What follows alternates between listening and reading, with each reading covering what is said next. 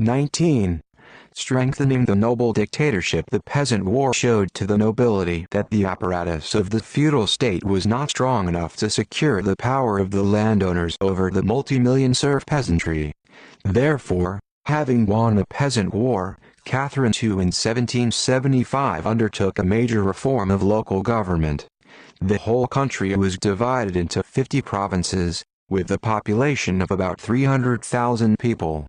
The provinces were divided into counties with the expectation that each county would cover about 30,000 of the population. At the head of the province, governors, subordinate to the supreme authority, were placed. In some cases, 2 or 3 provinces united under the authority of governors. This achieved a great centralization of the entire administration. The ueists were ruled by the police captain with the assessors, whom the nobles from their midst chose. Thanks to this, the nobles, in addition to the power that they had as landlords, also received administrative power over the entire population of their counties. Involving the nobility to participate in local government required the creation of noble societies in the counties and provinces. In 1785, the nobles received a certificate of salaries. It confirmed the right of the nobles to own land and serfs. All the previously mentioned advantages were also confirmed: exemption from corporal punishment and exemption from personal taxes. Nobles of each county and each province were county and provincial aristocratic societies that enjoyed self-government. The nobles who lived in the same district gathered every 3 years for a meeting for the election of the district leader of the nobility. Nobles of one province gathered to choose the provincial leader of the nobility from among the county leaders, as well as to elect candidates for administrative positions. The nobles got the right to declare their needs to the governor-general and through special deputies to the Senate and the Empress. In 1785 the city received a new device. All those living in the city were included in the all-suffocating Grape Society, which was divided into 6 categories. The townspeople elected the mayor and deputies to the city Duma, who was in charge of the city economy. City self-government was in the hands of the upper layer of the merchant class. The administrative authority in the city was the governor, appointed by the government. The government especially tried to strengthen the administrative power in the outskirts. Cossack self-government on the Don was even more constrained. In 1775, the remains of the Zaporozhye Sich in the lower reaches of the Dnieper were destroyed. The government paid special attention to the Yakoy Cossacks, which actively participated in the uprising. The reforms of 1775, 1785, even more strengthened the dictatorship of the nobility in the country. The nobles received an even more centralized and strong administrative apparatus, relying on which they could better monitor the mood of the population and take quicker measures to end the peasant unrest. Catherine II was glorified in verse as the noble queen. 20. RUSSIAN'S's foreign policy after the peasant war. The annexation of the Crimea. The conditions of the Kuchuk-Energy world, concluded with Turkey in 1774, greatly facilitated the annexation of the Black Sea steppes to Russia and the seizure of the Crimea. This was demanded by vital interests of Russia on the Black Sea. Although Crimea was recognized as an independent khanate, but by its own forces, it could not defend its independence. Meanwhile, Turkey did not stop trying to subordinate the Crimea to its power again. The Tsarist government skillfully used the struggle for power among the members of the reigning house of the Gairawis in the Crimea. One of them, Shagin-Giri, was proclaimed Khan with the help of Russian troops, which were introduced to the Crimea. In 1783 Shagin-Giri was deprived of power by the Russian government, and the Crimea called Tavrida was annexed to Russia. Russia was returned to the fertile Black Sea steppes, which began to be called Novorossiya. Here the Russian landowners eagerly rushed. They snatched up the best lands in the Crimea, especially along the coastline and in the fertile valleys. In the Black Sea steppes in a short time there were large agricultural farms belonging to large nobles and generals. The steppes were quickly populated. Among the settlers there were also Russian peasants forcibly removed from the central counties, Greeks, Armenians and local Tatars. Particularly enriched was the favorite of the empress, General Potemkin, appointed governor-general of the newly annexed province. Potemkin took himself recruits for the army, and settled them on their lands. New cities and fortresses appeared in Novorossiya and in the Crimea. On the lower reaches of the Dnieper, the city of Yekaterinoslav, now Dnepropetrovsk, was established, which became the administrative center of the region. In the Crimea, a fortified port for the fleet was built Sevastopol. Near the mouth of the Dnieper, the fortress of Kherson rose. The war with Turkey, 1787-1791. Catherine II understood that Turkey would not reconcile with the loss of the Crimea. Preparing for a new war with Turkey, Catherine II concluded an alliance with Austria, directed against Turkey. Strong work to strengthen the Crimea and the Black Sea coast, the construction of the fleet and the construction of fortresses accelerated the war with Turkey.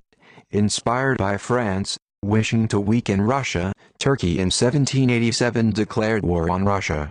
The war began with an attempt by the Turks to seize the small Russian fortress of Kinburn, which closed access to the mouth of the Dnieper. The Russian troops, commanded by the outstanding commander Suvorov, dashed into the sea attachment of Turks that landed in front of the fortress. The following year, Austria joined the war in alliance with Russia. Russian troops began at this time the siege of the strong Turkish fortress Ochakov. The Russian army, acting against Turkey, was commanded by Potemkin, capable, but ambitious and indecisive man, who did not forget even at war about luxurious entertainments.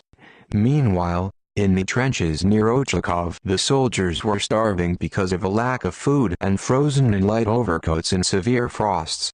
The troops carried heavy losses to the dead and sick. Having lost several months in inactivity, Potemkin finally allowed Ochakov to storm. In the snowstorm that raged in the severe frost, the Russian troops captured this strong Turkish fortress. Siege and storming of Ismail. In 1789, Suvorov twice defeated the Turks, with the city of Foxani and on the river Rymnik.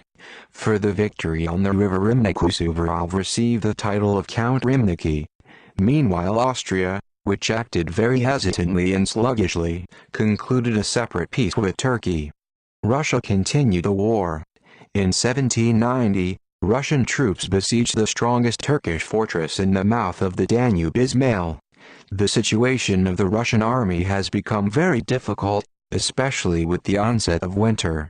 The troops did not have siege artillery, as well as a sufficient supply of food and fuel. Among the soldiers began to spread diseases. Then Suvorov was placed at the head of the troops besieging Ismail. He immediately set about preparing for the storming of the fortress, despite the numerical superiority of the Turkish garrison. Before the assault, Suvorov sent a brief note to the commandant of the Turkish fortress with the proposal to surrender. "I arrived here with the troops. 24 hours to think. Wool. My first shot is already bondage. Assault is death." The Turkish commander-in-chief replied, "Rather, the Danube will stop in its current and the sky will fall to the ground, then Ismail will surrender." At dawn, the Russian soldiers, despite the deadly fire from the fortress, set up the stairs and climbed the fortress walls, reaching in some places 10-15 meters of height. All day long hand-to-hand fight. By evening, Ismail was taken. The Turks lost about 26,000 people killed. Victory of the Black Sea Fleet. Simultaneously with the outstanding successes of the land army under the command of Suvorov, the young Black Sea Fleet, under the command of Admiral Fyodor Fyodorovich Ushakov, won a number of brilliant victories over the Turkish fleet. In the fight against a strong opponent, Ushakov followed Suvorov's rule, to keep the initiative in his hands, always and everywhere to seek the enemy, to attack him suddenly, with the firm resolve to finish the battle by smashing and destroying the enemy. In the field of naval tactics, Ushakov did not consider himself bound to the then obsolete rules. But he boldly introduced new methods of combat based on the extensive use of maneuver. Ushakov rendered great assistance to the land army during the siege of Ismail, when the Turkish fleet concentrated near the western coast of Crimea in order to prevent the Russian rowing fleet from passing from Ochakov to the Danube to assist their army besieging Ismail. Ushakov, following every movement of the enemy, decided to suddenly stop the advance of the Turks, who at that time had the best fleet. The Turks were caught unawares and did not even have time to build their fleet into battle formation. In a panic they began to cut anchor ropes and on all sails go to the mouth of the Danube. But Ushakov forced the Turkish fleet to accept the battle and turned him into a disorderly flight. The next day he continued the persecution. The Turkish flagship, enveloped in flames, sank, and another 66 gunship surrendered with the entire crew. The Turks lost up to 2,000 people killed and drowned, while the losses in Ushakov's squadron amounted to only 21 people killed and 25 people injured. After this battle, the Turkish fleet could no longer interfere with the actions of the land army under Ismail. By the spring of 1791 the Turks had increased their losses in their fleet, still superior to the Russian fleet in terms of the number of ships. The new Turkish fleet commander vowed to bring the Sultan to him in the cage of the formidable Ushak Pasha the Turks called Ushakov. Through a perfectly organized intelligence Ushakov continuously monitored the enemy. Having received information that the Turkish fleet concentrated near Cape Kaliakria under the protection of coastal batteries, Ushakov decided to attack him on the day of the Muslim holiday. Most Turkish sailors, not suspecting the proximity of the Russians, carelessly spent time on the shore. The Russian fleet unexpectedly appeared before the Turks, passed under the gunshots and cut off the Turkish fleet from the shore. In terrible confusion, Turkish ships collided with each other and hit each other with shots. Ushakov on the flagship ship crashed into the middle of the enemy squadron and, giving an example of bravery, smashed the Turks from close range with a volley of their guns. The Turkish fleet was defeated again. Conclusion of the Iasi World. Taking Ismail Suvorov and Ushakov's victory at sea decided the outcome of the war. In 1791, a peace was concluded in the town of Iasi, according to which Turkey ceded to Russia the lands between the rivers of the Southern Bug and the Dniester and agreed to recognize the annexation of the Crimea to Russia. As a result of the Second Turkish War, Russia was finally established on the northern shores of the Black Sea. This ended the age-old struggle for access to the unfreezing Black Sea, which is necessary for the economic development of Russia. The war with Sweden. Simultaneously with the Turkish War, Russia waged war with Sweden, 1788-1790.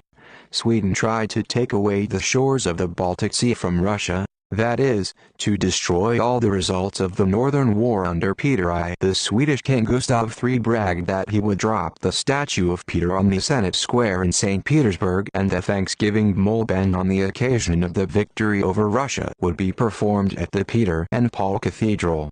Catherine cruelly ridiculed the boastful statements of the Swedish king in the play she wrote, Grief Hero.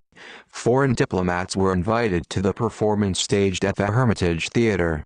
All attempts by the Swedes to break through to Petersburg have failed completely. The war ended in the conclusion in 1790 of a world in which both states retained their previous borders. 21. Ukraine in the X8th century. Eastern Ukraine.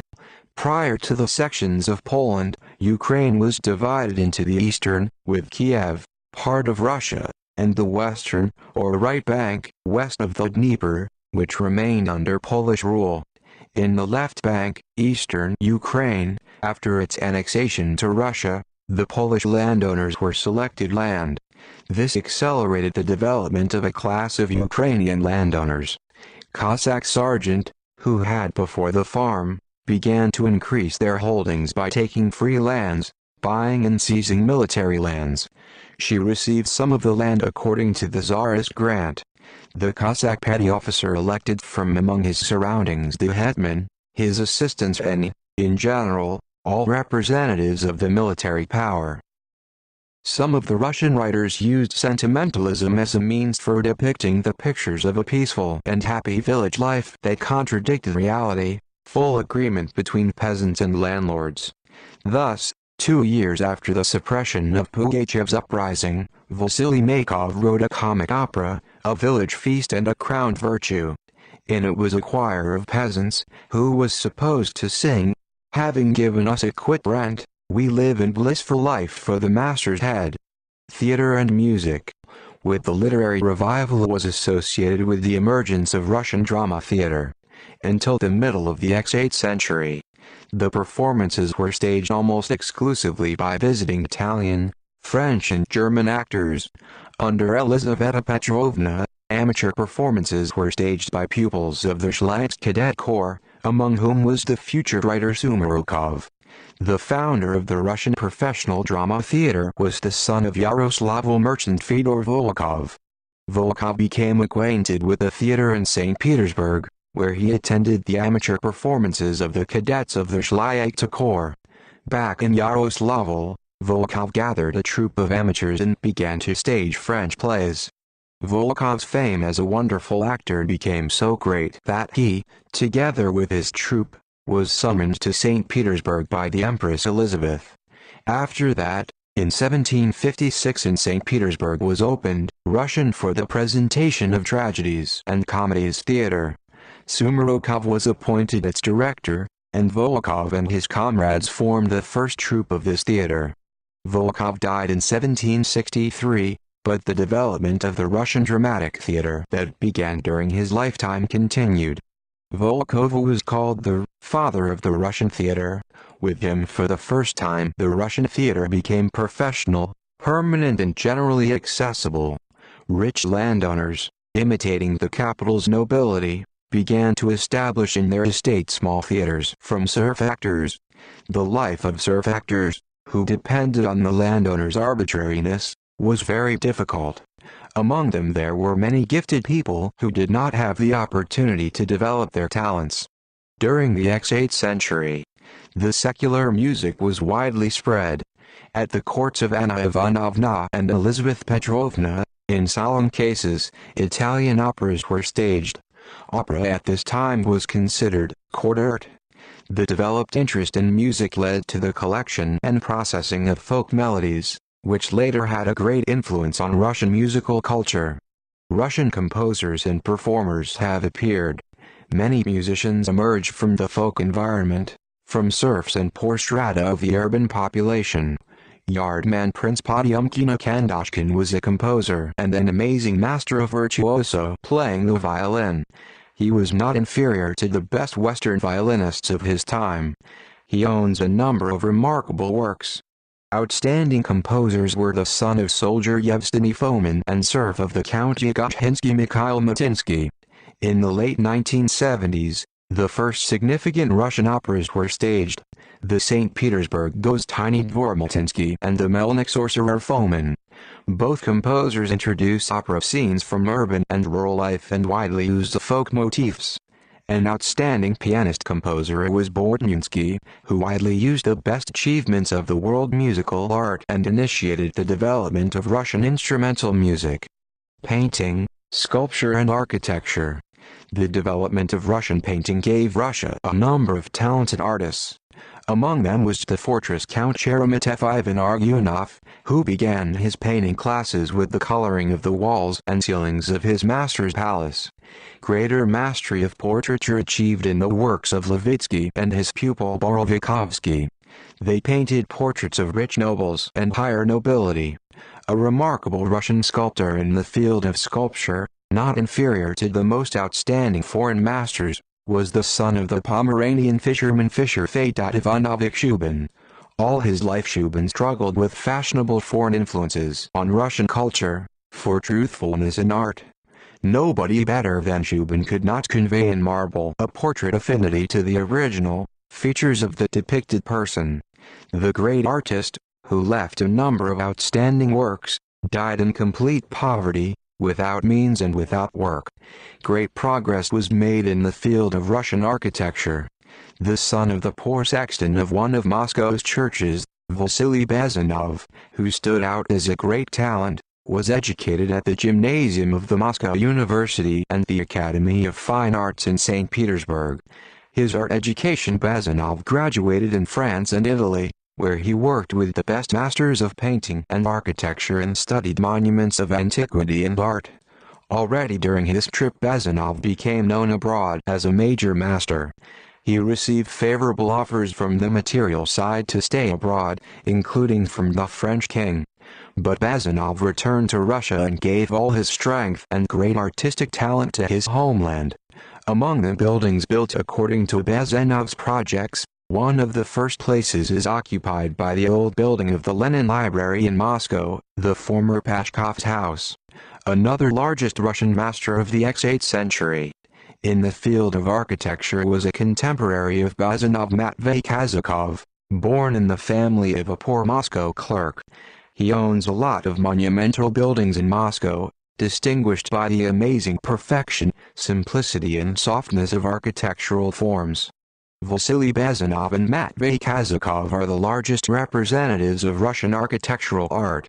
An outstanding architect was Bartholomew Rastrelli, who came to Russia as a 15-year-old boy with his father sculptor. At the invitation of Peter I, all his great talent Rastrelli gave to Russia, which became for him a new homeland. Under Elizabeth, Rastrelli built a number of palaces and churches, including the Winter Palace in St. Petersburg, Leningrad. Numerous students of Rastrelli carried his wonderful art throughout the country. Inventors. Owners of serf manufactories cared little about improving the technique of production, since the main work at these enterprises was not carried out by machines, but by a manual method. Therefore, most of the inventions made in the second half of the 18th century did not receive practical application.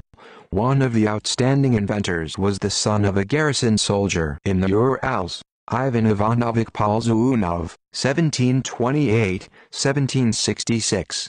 He designed the first steam engine for use in industry as an engine. Previously, the necessary mechanical energy was obtained by using the force of falling water. Therefore, plants were built near lakes and rivers. Pashkov House in Moscow, now the All-Union Lenin Library. Architect Bazanov, end of the X8th century. The steam engine reduced the cost of transporting raw materials and facilitated human labor. Proceeding from the studies of his great contemporary M.V. Lomonosov, Polzunov developed and built a new engine based on the action of steam for the direct drive of factory mechanical units. But the overwhelming work broke the invented organism, which was undermined by a hard life. Ivan Polzunov died at the time when the firefighting machine he had built in Barnaul, Altai, was ready for launch. The test of this machine confirmed all of Polzunov's calculations. Thus, almost 21 years before the Englishman James Watt, the Russian inventor Polzunov invented the world's first steam engine to drive the factory mechanisms, but his brilliant invention was soon forgotten. Only in Soviet science Polzunov received due recognition as one of the greatest thinkers and innovators in the field of technology. The same sad fate was the fate of another Russian inventor of the 18th century, Ivan Petrovich Kulibin, 1735-1818, who was born in the family of a Nizhny Novgorod merchant. Another boy Ivan Kulibin saw a friend with a wall clock. A few days later he made the same clock out of wood. After the death of his father, Ivan Kulibin traded in a shop and simultaneously made watches. 5 years of hard work he spent with his student to make special watches with fashionable at that time surprises. The clock was the size of a goose egg. Every 60 minutes, the clock opened the royal gates with small moving figures. Kulibin presented this watch to Catherine II.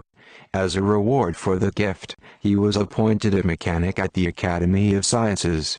All his free time and money Kulibin spent on new inventions. The most outstanding work of Kulibin, striking extraordinary creative courage, was the wooden one-arch bridge designed for them for the Neva River. Kulibin built a large model of this bridge, which confirmed all his technical calculations. However, the work did not have any practical results. The model of Kulibin's bridge was ordered to be placed in the garden of the Tauride Palace. There, the Kulibin Bridge gradually rotted. Kulibin had many other inventions, but none of them at that time received practical application. Kulibin died in poverty in his native Nizhny Novgorod, now Mr. Gorky.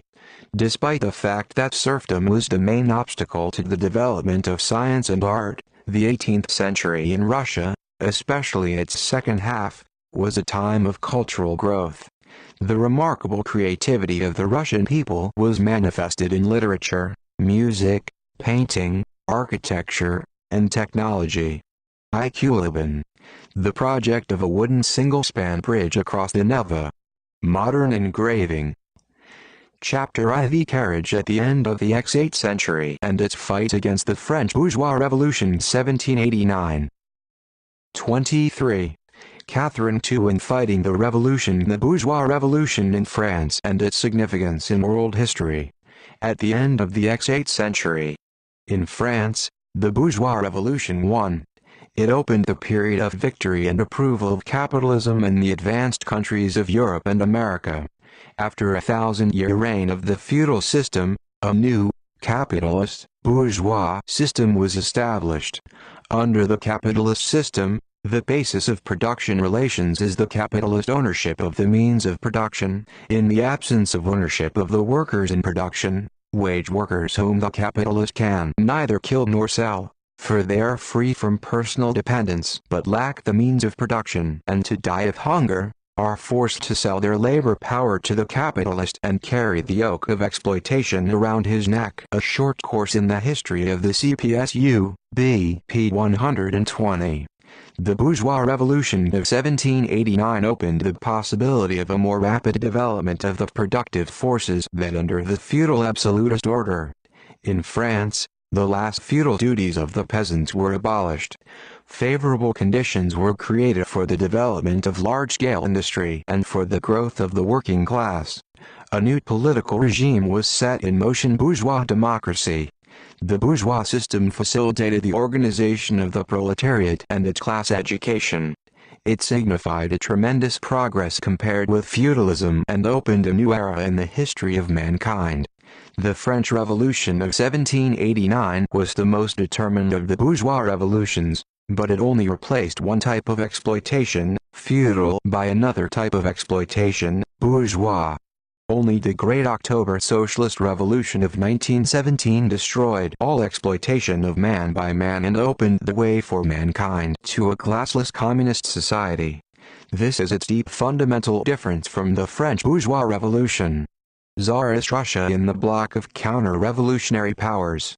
Early bourgeois revolutions, Dutch and English, were no longer a serious threat to feudalism throughout Europe. The French bourgeois revolution struck absolutism and feudalism not only in France, but also in other European countries. That is why the whole feudal Europe came out to fight the French Revolution. Tsarist Russia was also an active participant in the European counter-revolution. Catherine II believed that the intervention in the revolutionary events of France is the responsibility of all European monarchs. She entered into negotiations with the monarchs of Prussia, Austria and Sweden about a joint offensive against revolutionary France and actively engaged in preparing an intervention under the slogan, "The case of the French king is the business of all princes." She stated that she could not allow any shoemakers to run the state anywhere. Even before the execution of Louis XVI, Catherine II broke off relations with revolutionary France. All Russian citizens living in France were recalled to Russia. The French, the supporters of the revolution, were expelled from Russia. French emigrant aristocrats in Russia received positions, pensions, palaces, estates. From the French, teachers, governesses, cooks, artisans who served the Russian nobility, took the oath in that they break with the frantic and villainous government of France. The trade agreement between Russia and France was terminated. French courts were forbidden to enter Russian ports. To curb the revolution and for the blockade of France in the North Sea was sent to the squadron of Admiral Chichagov. Radishchev. Catherine II, during the French bourgeois revolution, understood the connection between the ideas of the philosophers and enlighteners and the revolution and immediately began to take decisive measures against the French contagion. The works of the French enlighteners were widely distributed in the Russian noble society. The books of Voltaire, Diderot, Rousseau and other philosophers were the usual affiliation of many noble libraries. They were read in the original, as the nobles usually knew French well. By this time, significant changes had already taken place in the economic life of the country, which indicated the emergence of a new, capitalist way within serfdom. Among the leading young noblemen, who began to understand that serfdom and reactionary autocracy were a brake on Russia's progressive development, the ideas of the French Enlightenment found a favorable ground. The need to fight the old and support new relations in the country has so far been recognized only by very few advanced people. One of them was the first Russian nobleman revolutionary, talented writer and thinker Alexander Nikolaevich Radishchev, 1749-1802. He was born in a poor noble family, received a good education at that time. The acquaintance with Russian reality and the study of the advanced ideas of the era helped Radishchev develop a progressive revolutionary worldview. Basics of the worldview of Radishchev, as a nobleman revolutionary, formed on Russian soil. The growth of feudal oppression and the rise of the anti-feudal struggle of the broad peasant masses, Pugachev's uprising, made Radishchev think about the present and future of Russia and prompted him to come out with a sharp and indignant criticism of autocracy and serfdom. To spread the ideas of enlightenment, he began translating the works of French philosophers. Especially he was fond of the ideas of equality and freedom in the writings of Rousseau.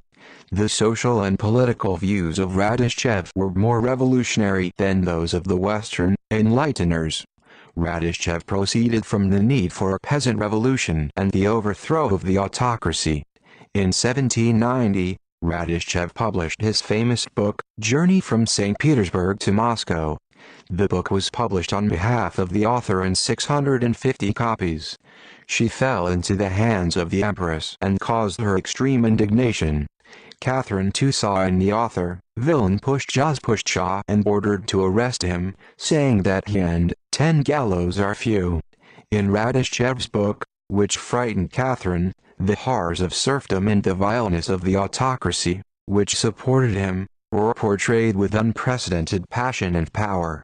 I looked around me, my soul was suffering from the sufferings of humanity, the author wrote in the preface. He denounced the mockeries of the landowners over the serfs.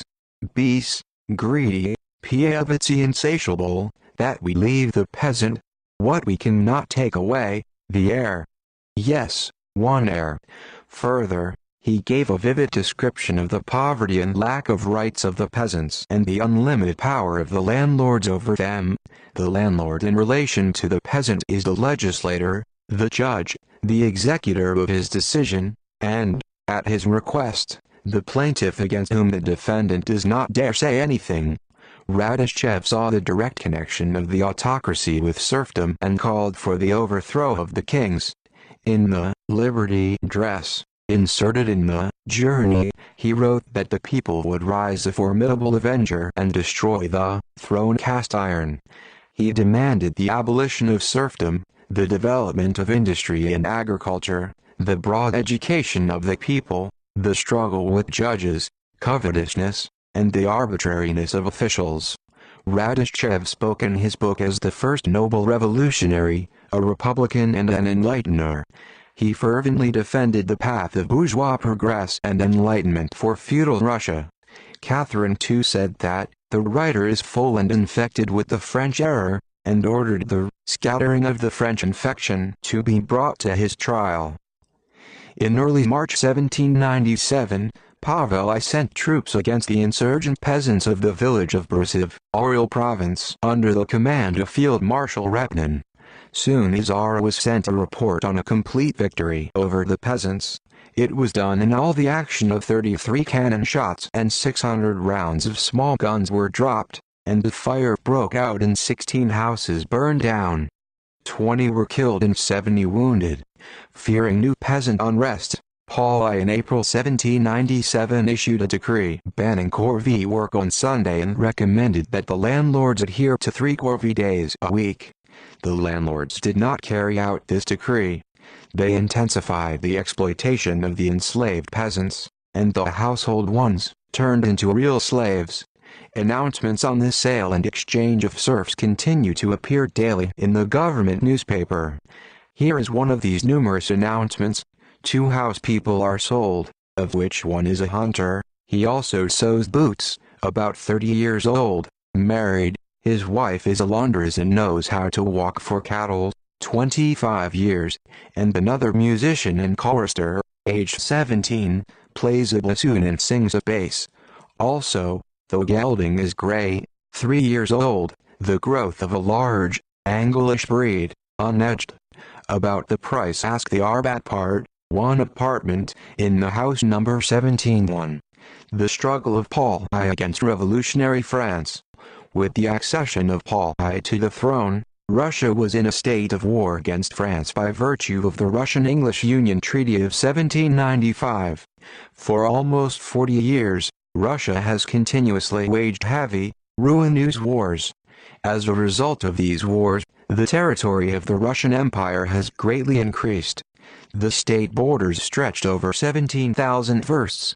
The population of the empire for 100 years, as a result of conquests, has increased from 25 million to 37 million people. Almost half of the state budget was spent on the army, the number of which by the end of the reign of Catherine II reached 500,000 people. Entering the throne, Paul I announced his intention to give Russia a preternatural and desired rest. He abolished the new recruitment set, appointed by Catherine. The English envoy was told that Catherine's promised auxiliary corps against the French could not be sent. However, Paul promised the Allies to resist all sorts of measures by the frantic French Republic, which threatens the whole of Europe with the perfect extermination of law, rights and goodwill. The British government responded that it had to settle for the Russian auxiliary squadron operating in the North Sea. At the same time, England, together with Austria, was looking for ways to draw Russia into a more active war against France. The British invited Paul to occupy the island of Corsica, counting on the fact that it was here that Russia should assume the main blow of the French forces. The most important strategic center in the Mediterranean was the island of Malta, which Napoleon captured but the way to Egypt. The Maltese Knights Order, associated with the royal court, who had owned this island, turned to Paul for help, giving him the title of the Grand Master of the Order. Aspiring, following Catherine's example, to become a firm foot in the Mediterranean Sea, and at the same time to create a stronghold in the fight against the French Revolution, Paul promised help to the Maltese Order. Fearing Turkey's speech and alliance with France, Pavel gave an order to increase the naval forces in the Black Sea and hastily bring the fleet and coastal fortifications to combat. Convinced that the purpose of Napoleon's expedition was Egypt, which was part of the Turkish Empire, Turkey concluded a military alliance with Russia against France. In August 1798, Admiral Ushakov, commander of the Russian Black Sea Fleet, received an order to go with his squadron to the Bosphorus and, if necessary, immediately follow and promote with the Turkish fleet against the French, even if only later. The Ushakov squadron consisted of 16 ships carrying 792 guns and about 8,000 sailors and soldiers on board. Ushakov for 6 weeks occupied 4 small islands of the Ionian archipelago, and then proceeded to master the fortress on the island of Corfu, considered an impregnable sea stronghold. The French garrison of this fortress numbered about 3,000 people with 650 guns. Meanwhile, Russian sailors lacked the most necessary, starved. There were not enough shells. Of all the ancient history, wrote Ushakov, I do not know and do not find examples so that when any fleet could be in remoteness without any supplies and in such an extreme as we are now. But the difficulties did not stop Ushakov and his valiant sailors. The sailors trusted their admiral just as the soldiers trusted Suvorov. February 18, 1799. After a fierce assault on Corfu's advanced fortifications, the French garrison laid down his arms.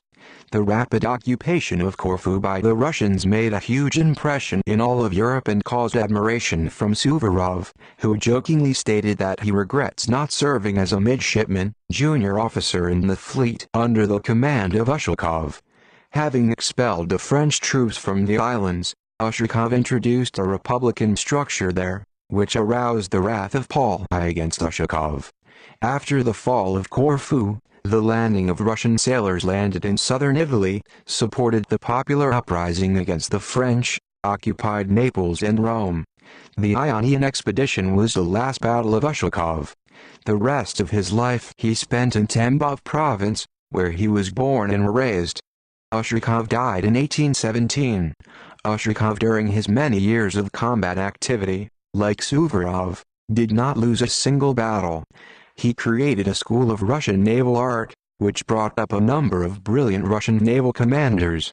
By the beginning of 1799, a new coalition was formed against Republican France, comprising Russia, England, Austria, Turkey and the Kingdom of Naples.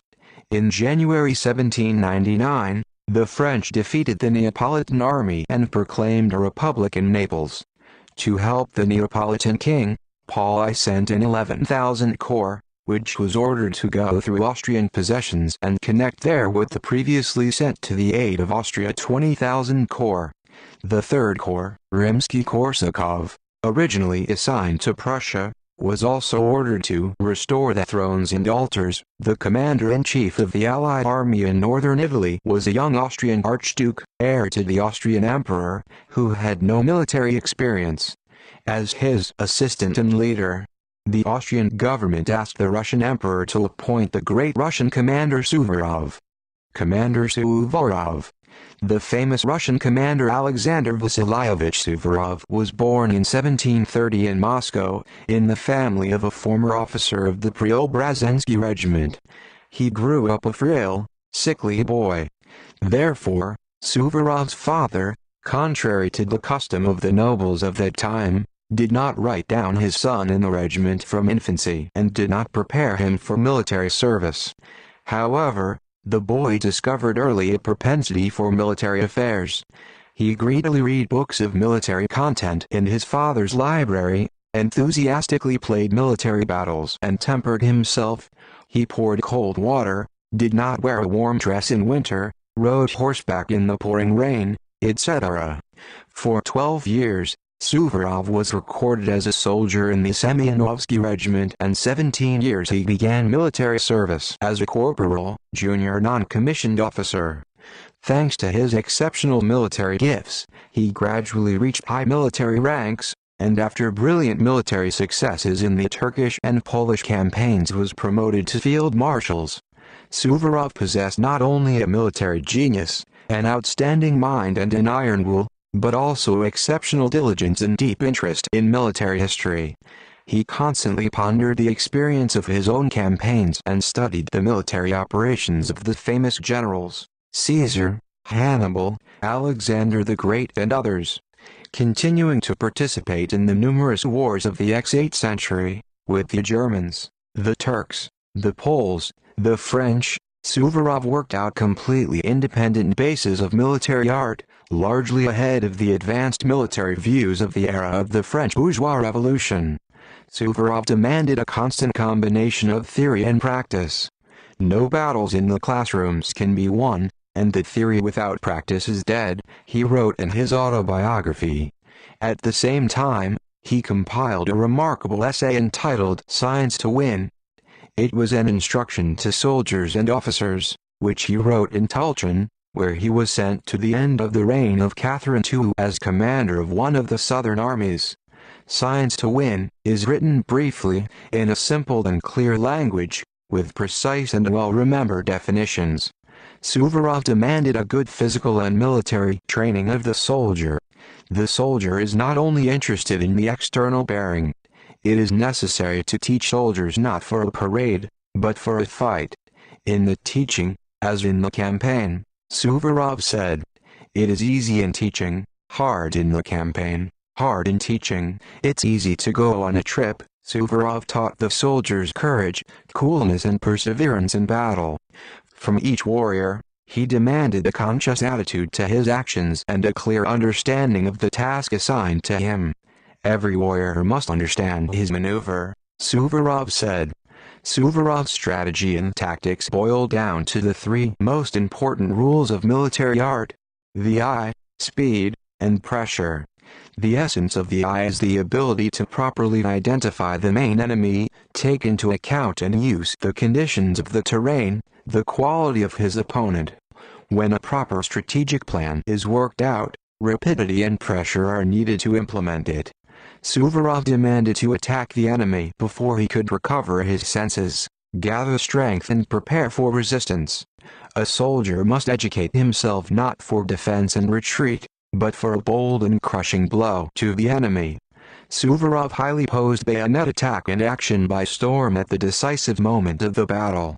At the same time, Suvorov demanded the skillful use of rifle and artillery fire. Shoot rarely, but accurately. He taught to treat with weapons and keep it clean, without extending it to polishing iron, harmful to weapons and multiplying labor, useless to the soldier, to teach to load quickly, but properly, to aim correctly and shoot correctly, soon, to train to agile run, creep in hidden pits, hide in pits and hollows, hide behind rocks, bushes, elevations and, hiding, shoot and, lying on your back, load a gun. In such instructions, Suvorov taught soldiers practical skills and mastery of military art. Suvorov highly valued the fighting qualities of Russian soldiers and constantly cared for them. A soldier must be healthy, brave, firm, resolute, truthful, pious, Suvorov taught.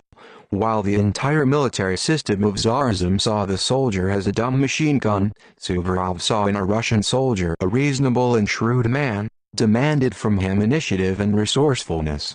The general himself lived in close contact with the soldiers, ate soldiers' soup and porridge, wore simple camp clothes, rode a Cossack horse. Soldiers selflessly loved their commander and did not know with him defeats. Suvorov's views on the art of war and his attitude towards the soldiers provoked resistance from the nobility and anti-fascist officers, who were brought up on the backward theories of the military system of Prussian King Friedrich II. Engels characterized this system very sharply. Frederick laid the foundation for the pedantry and drill that the Prussians differed from that time, and this really prepared them for the unprecedented disgrace of Jena and Auerstadt. Particularly ardent supporter of the automatism of the Prussian military system was Emperor Paul I. The soldier is just a mechanism, the article stipulated, he declared. Under Paul I, the old Prussian form was restored in the army. The soldier's hair was sprayed with kvass, sprinkled with flour and allowed to dry. An iron rod was tied to the head from behind to the head in a half yard for the device of the braid. Fixed felt bunks on the temples. The service required petty punctuality and mechanical diligence.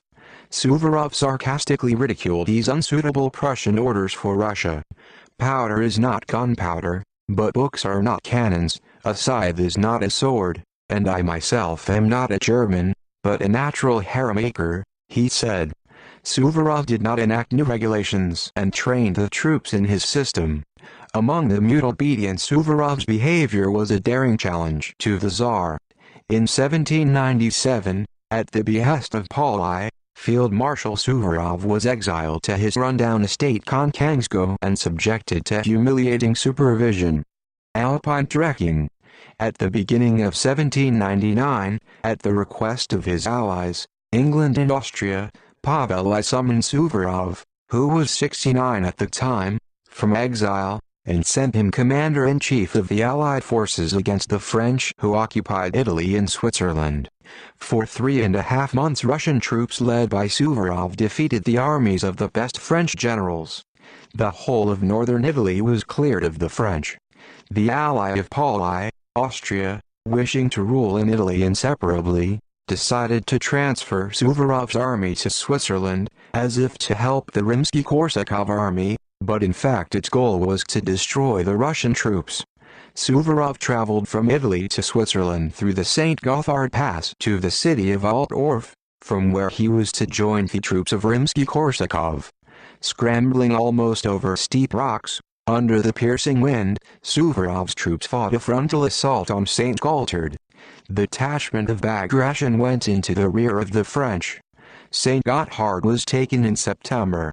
For St. Gothard the road cut off to the mountain river Rice, over which at an altitude of 75 feet was thrown a light arch, called Devil's Bridge. Retreating under the onslaught of Suvorov's troops, the French destroyed part of the bridge. Then the Russian soldiers crawled to the bridge, connected with a few scarves and belts several logs and threw them across the gap. Under a hail of bullets the soldiers ran across the logs to the other side. At this time, other brave men crossed the rough mountain river ford. As a result of the bayonet attack the French were discarded. Outside the city of Altdorf, the St. Gotthard road ended. Before the Russian troops stretched Lake Lucerne, captured by the French. Ahead were the terrible steeps of the new, hard-to-pass Panic. Surrounded in the mountains by the enemy, Suvorov understood the extremely difficult situation in which his troops found themselves. But at the military council Suvorov said, "What should we do? Going back is shameful. I have never receded. Go forward to Schwyz. It's impossible. Masséna has over 60,000. We do not have 20.